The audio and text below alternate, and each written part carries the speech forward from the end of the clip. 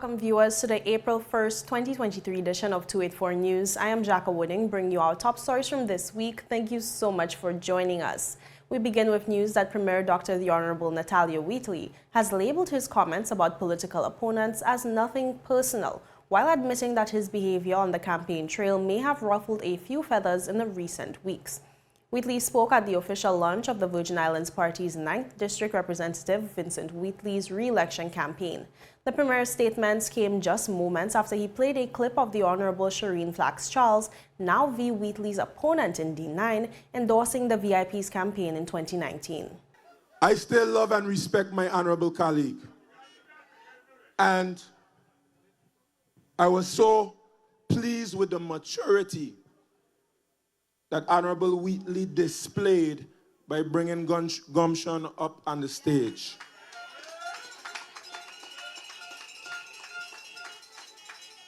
Because make no mistake, just as has been said before, when this campaign is finished, we all have to live together. I know a couple nights ago I mashed some corn. And I hurt some feelings. But there is nothing personal about this. We are just speaking facts. Wheatley described the split of the V. Wheatley-Flax-Charles duo as unfortunate, adding that the people of the 9th must now choose between two candidates that they originally elected to work together. On February 25th, Virgin Gorda made a decision to send not only a 9th district representative, but an at-large representative to walk with that 9th district representative, not to walk against him. And I would say it is very unfortunate that you, the people of Virgin Gorda, now have to choose between the two. That is unfortunate. And I wish it were different. While stating that in his personal view, he would have wanted all of the VIP's original slates to continue working together, the Premier made his bid to sway D9 to vote Green. But if you have to choose between the blue and the green, Virgin Gorda, let's not forget. Let's not forget. This man talking about the green is the US dollar. Green is prosperity. Green is life. Green is the party of the late, great Ralph O'Neill.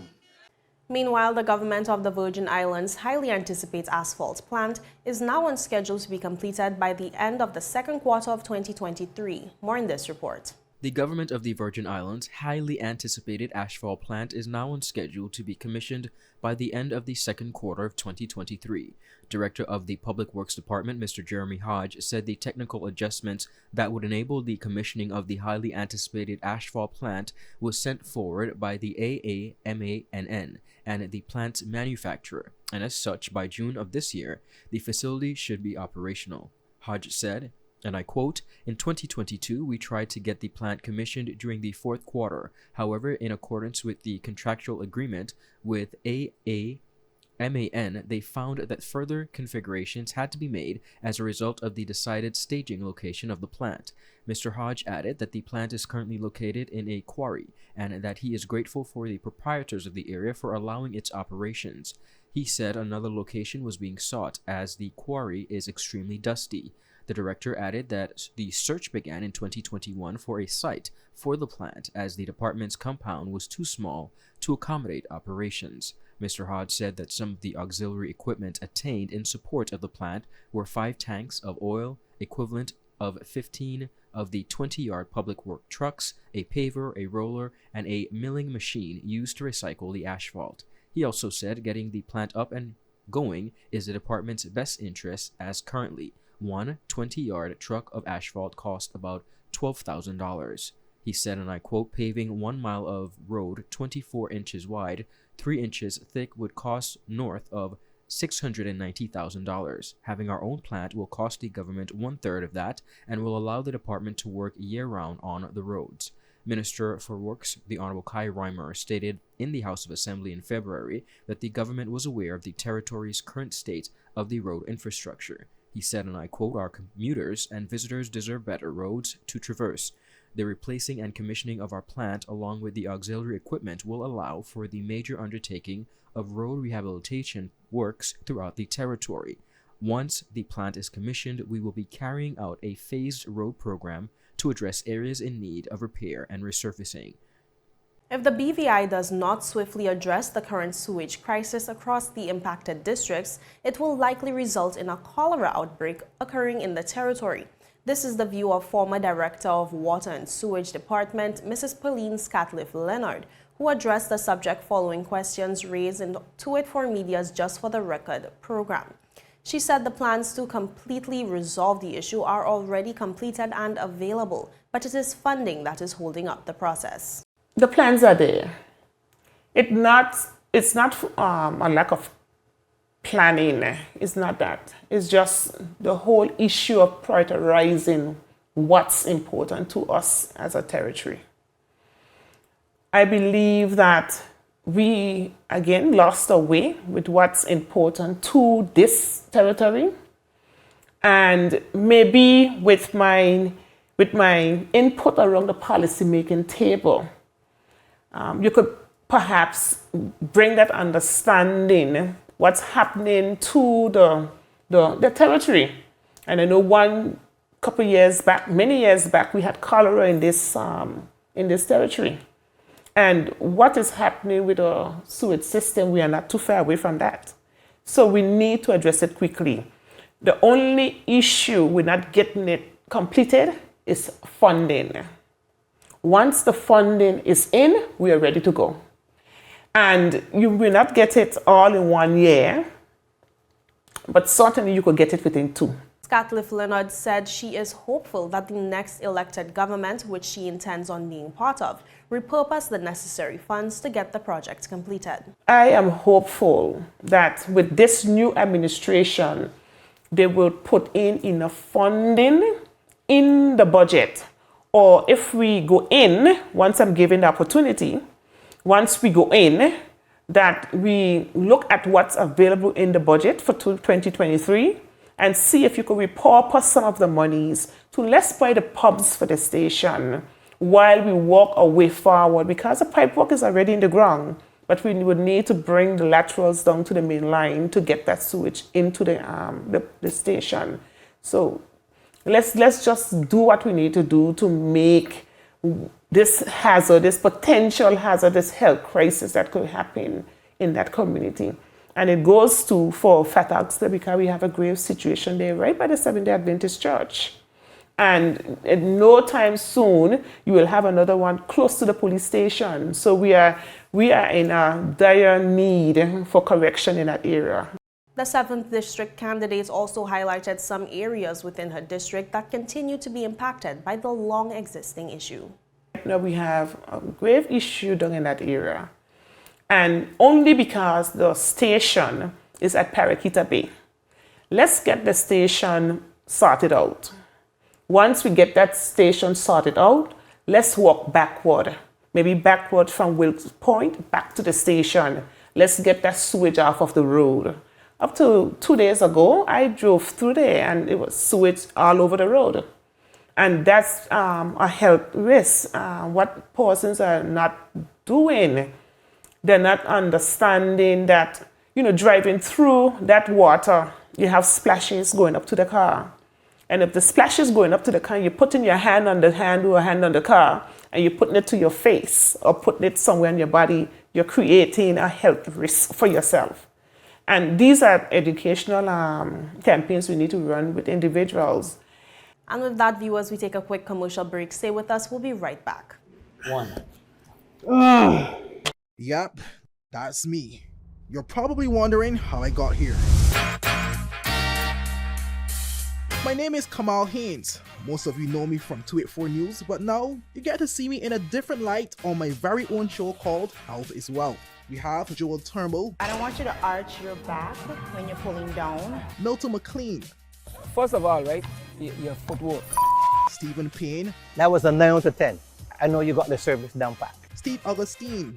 You did a pretty hard workout today, so perhaps... And as you can see, it's actually you're feeling it. Alonzo Boynes. Taekwondo. Adam Burrows. I'll speak as if you're an absolute beginner. I am an absolute beginner. You are an absolute beginner. And Seth Graham. It bites. It will bite. Get your water, get your fruits and veggies, and experience a wealth of knowledge about getting healthy.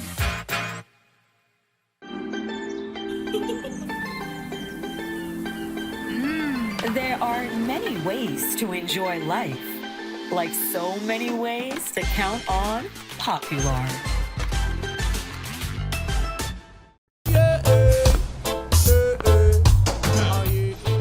Father Jesus, that line here long like church service.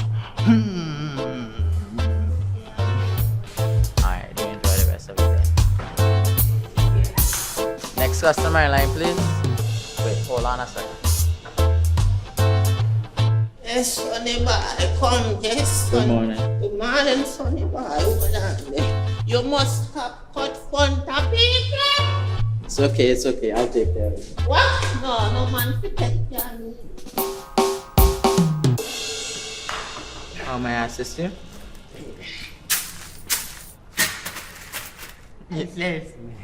You want top of power? You want top of power? Join the prepaid party with CCT and enjoy more affordable data plans, more top-up promotions, more savings with hero bundles, and more value for your money each and every Tuesday with Top Up Turn Up Tuesday. Visit a CCT store today or anywhere CCT Top Up is sold and top up your phone. 5, 10, 15, 20, 25, 30. You want top of power? Welcome back and thank you so much for staying with us. We continue today's program with news that Maples BVI continues to support the Elmore Stout High School music program by making meaningful donations to ensure that students have access to the necessary tools and instruments they need to participate. This year, as part of Education Week activities, Maples BVI, through the Recovery and Development Agency, made a donation of various instruments. The donation was welcomed by Director of Procurement for the RDA, Mr. John Primo, who lauded the Maples Group for its commitment to supporting music education in the territory. I'm pleased to stand before you on behalf of the RDA CEO, Mr. Anthony McMaster, to once again recognize the solid partnership forged over the 5 years with the Maples Group, the Government of the Virgin Islands, and the RDA through the donation of an additional set of musical instruments to support the Elmore South High School music program. We applaud the Maples Group for their high level of commitment, not only to the school's music program, but their support to music education in the territory. The partner which Maples Group started with a provision of $100,000 to support the construction of the music classrooms in 2019, which were destroyed by hurricane. This was followed in 2020 with an additional $12,500 for classical instruments. In late 2020, the group donated an additional amount of $28,000 for the school's steel band. And most recently, in November 2022, a further $20,000 for additional musical instruments, a total of $160,500. These additional, yes. And just to give you an idea of the musical instruments that we intend to hand over today, we have 2 bass guitars, 7 alto saxophones, 15 clarinets, 15 flutes, 5 trombones, 3 tenor saxophones, and 15 trumpets. Minister for Education, Honorable Sherry de Castro, offered heartfelt thanks on behalf of the education sector. She noted that such partnerships with the private sector are imperative to ensuring that schools have all the tools needed to recognize the mandate of reimagining education in the Virgin Islands. It's truly a very amazing day, and I believe that truly divinely this is happening at this time during Education Week, because it's the week that we truly come together as a territory and really show exactly what we're seeking to do as we reimagine education in the Virgin Islands. Truly, the mandate of the Ministry of Education for this new school year has been STEAM.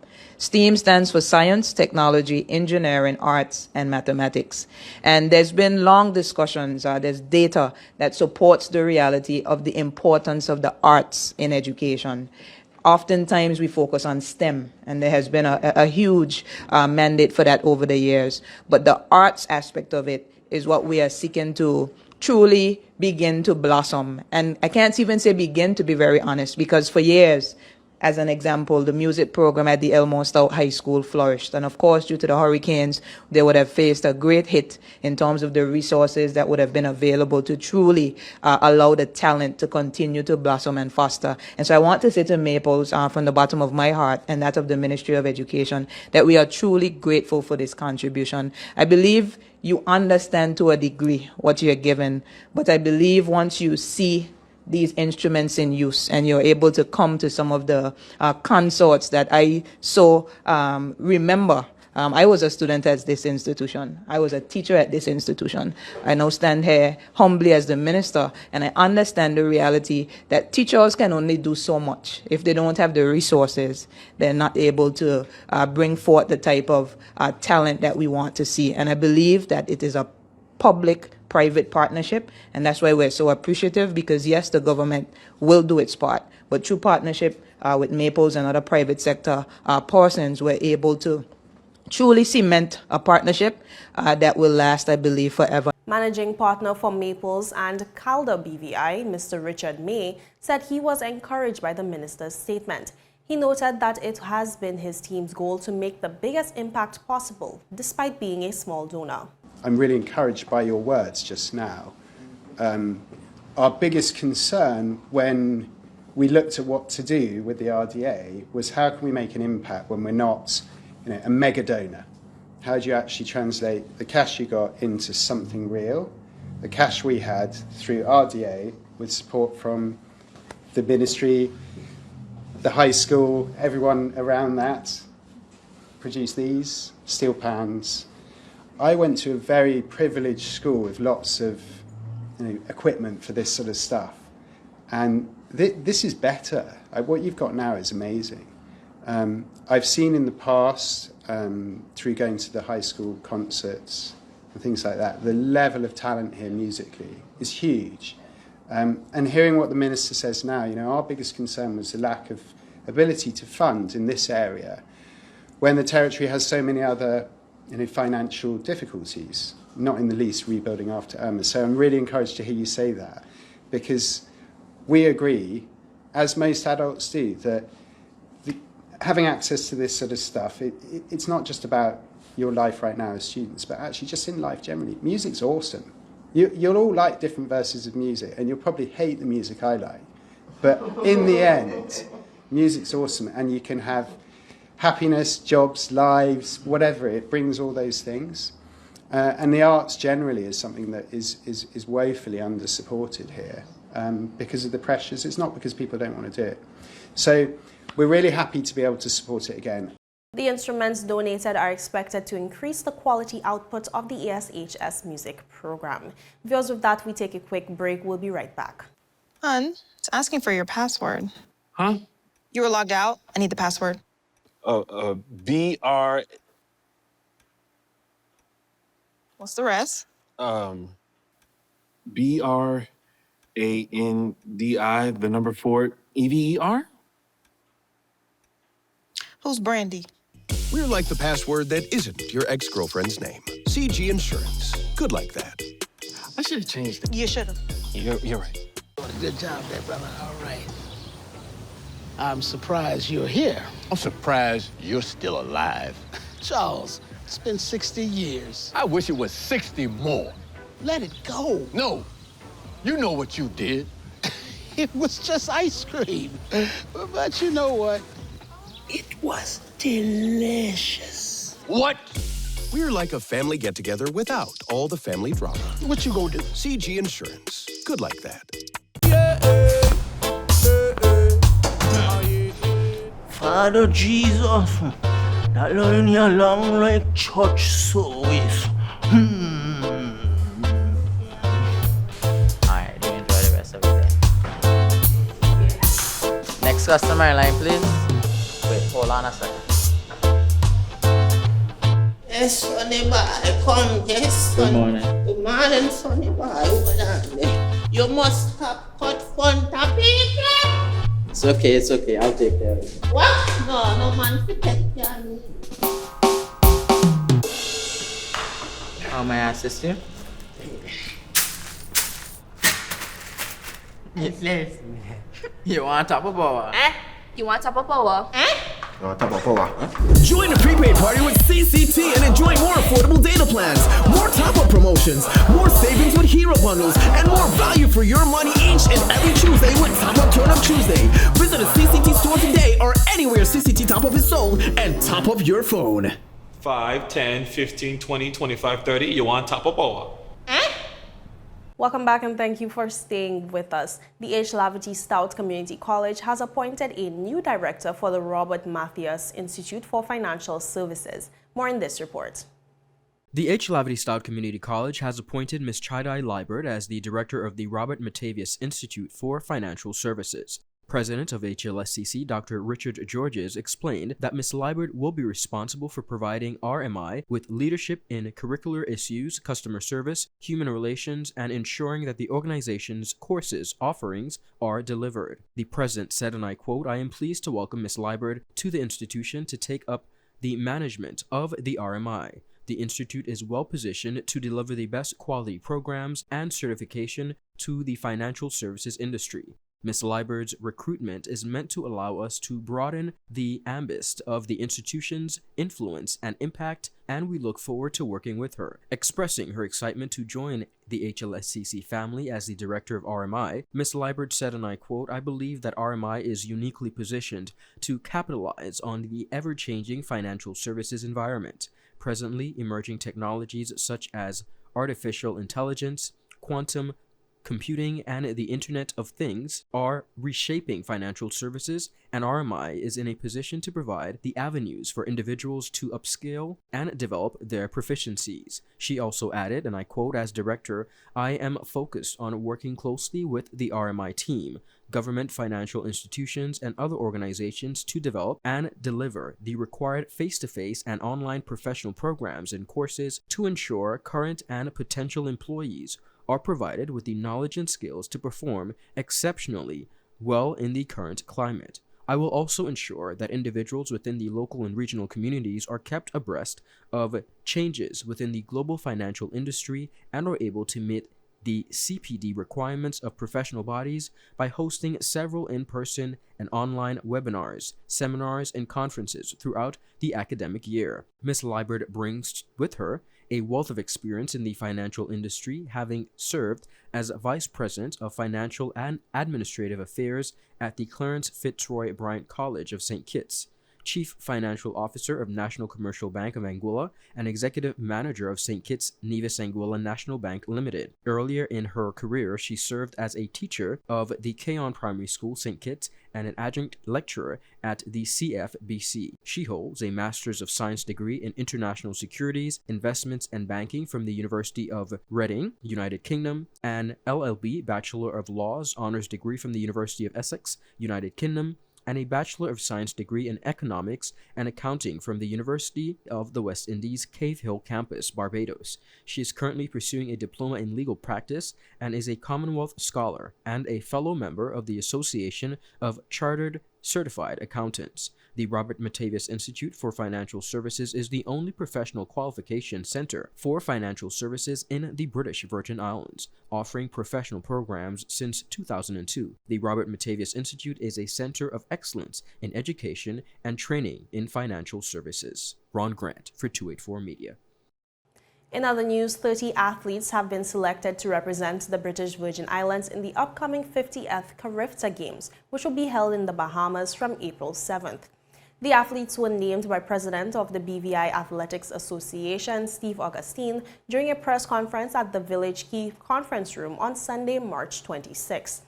Providing some words of encouragement to the team, President Augustine said he spoke with the founder of the Games, Mr. Austin Seeley. He said he is confident in the team's ability to perform at the Games, considering that they are fully prepared and ready to put their best foot forward. He said, as long as you guys are being respectful of the team, press on, press right on. And guys, I don't need to hear anything else. You guys got that? So when the naysayers come and they ask, well, why is such a big team and the yeah, I already heard it from the man himself. We're on a mission, we're going to provide opportunities, and I'm going to stand on your side every time. If I'm going to lose the fight, I'm going to lose the fight fighting for you. I'm not going to fight on the opposite side. And I just wanted you guys to know that. Now physically, you guys see me on the track. I look around. I know that you guys are ready. There's no if, no ands, no buts about that. I know that you guys are ready. And how do I know? I want you guys to answer. Did you guys go through a preseason at the track? Yes or no? Yes. Did you guys do miles? Did you guys do any gym work? Have you guys been competing at the development meets? Have you guys done speed work? Have you done block stats? What have I missed? You guys are prepared. You guys are fully prepared, and I want you guys to know that. You have some experienced coaches. You have some coaches, oh my gosh, they love track and field 100 times over. They eat, sleep, and drink track and field. The first message on my phone in the morning is related to a track and field item or matter. The last thing I do before I go to sleep at night is respond to a track and field matter. You guys are prepared. I want you guys to know that. Now I want to jump on something else here. That's a little touchy at times, but we don't run from problems. We don't run towards them, and we don't confront them. Minister for Education, Culture, Youth Affairs and Sports, Honorable Sherry de Castro, congratulated the selected team and presented the BVI Athletic Association with a $50,000 check. We have been in discussions, the ministry and BVI along with other federations and associations, and we've been trying to come up with a plan as to how we seek to truly partner with the associations and federations and develop sports in the territory, especially grassroots programs. When we met, we came up with 3 priority areas: funding, infrastructure, and grassroots programs. And we challenged the associations and the federations to submit an annual budget that would speak to what they project for the year in terms of the type of funding that they would need for the whole scope of what BVI plans for the year. And we went full speed ahead from the ministry perspective to seek to create a medium whereby we could ensure that once those documents are provided, the requisite funding is given to support sports in the territory. And so through the recent SAP, we were able to create a special subhead to be able to facilitate annual grants to sport and associations and federations. BVI has taken the lead among all other federations and associations. They've submitted their annual budget, and their request was $50,000. And I have a check here on behalf of the government of the Virgin Islands to ensure that we give the funding required as requested to be able to develop athletics in the Virgin Islands. I want to thank